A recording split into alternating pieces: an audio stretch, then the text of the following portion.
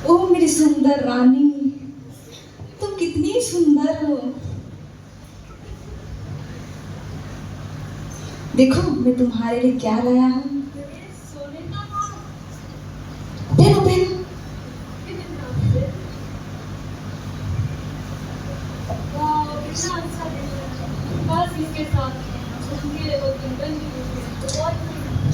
अरे तुमने कह दिया तो समझो हो गया। अरे मैं तो तुम्हें दुनिया की सबसे सुंदर रानी बनाना चाहता हूँ, इसलिए जो चाहो मांगो और समझो वो तुम्हारे लिए हो गया।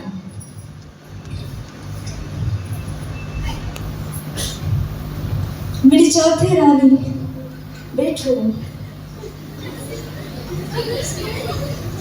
पता है जब भी तुम मेरे पास रहते हो मुझे बहुत अच्छा लगता है।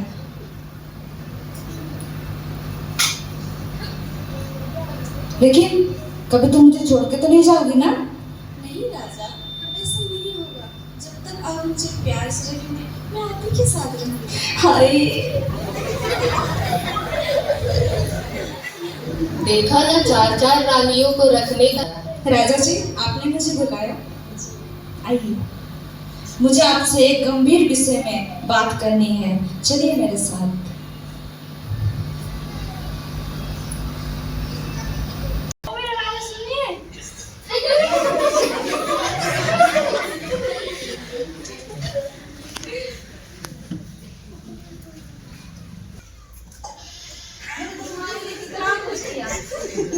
सजाया, मैंने सवारा और ना जाने मैंने दुनिया की सबसे सुंदर रानी मुझे बनाने की चेष्टा की। लेकिन आज ये जब मृत्यु की दशा में मैं खड़ा हूँ, क्या मृत्यु के बाद भी तुम्हारा साथ दूंगी?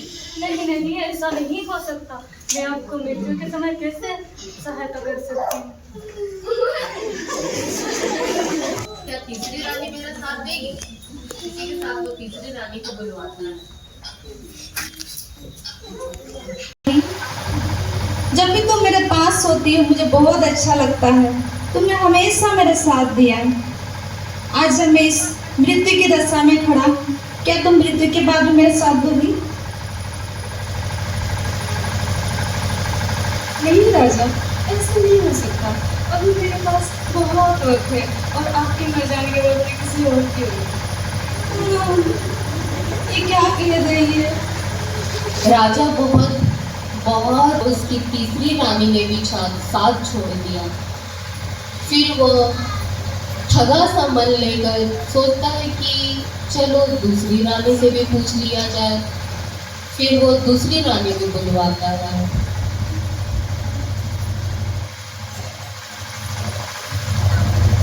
दूसरी रानी से बात करके देखता हूँ, शायद वो मेरी मदद जरूर करेगी।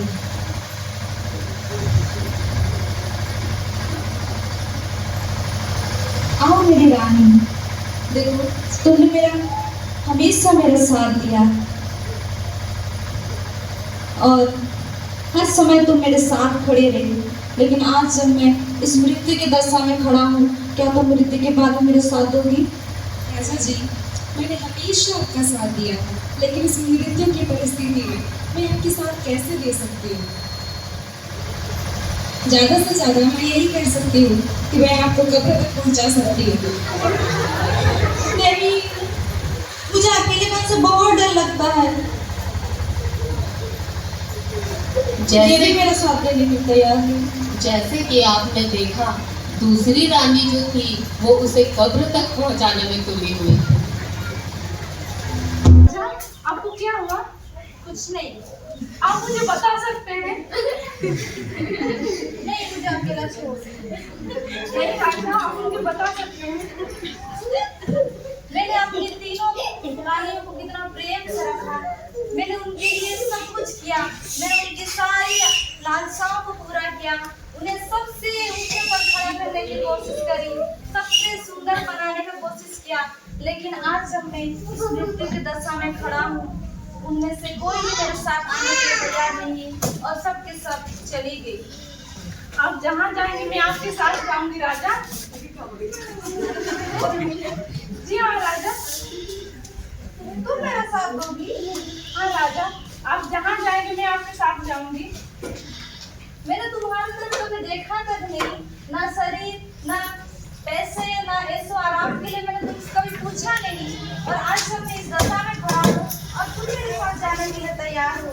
हाँ राजा, मैं आपका साथ दूंगी, जहाँ आप जाएंगे मैं आपके साथ जाऊंगी।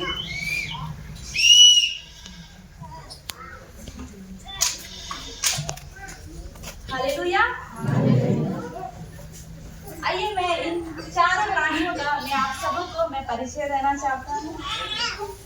सबसे खूबसूरत लड़की बनाने का मैंने प्रयास किया, लेकिन ऐसा हुआ कि जब मैं मृत्यु की दशा में खड़ा हुआ तो ये मेरा साथ देने के लिए तैयार नहीं। पता है ये कौन है? दरअसल ये हमारा शरीर है, जिसे हम जिंदगी भर सजाते हैं, संवारते हैं, और ना जाने इस शरीर को हम सुंदर बनाने के लिए क्या कुछ नहीं करते हैं, लेकिन मृत्यु के समय में ये सुंदरता भी हमें साथ नहीं देता।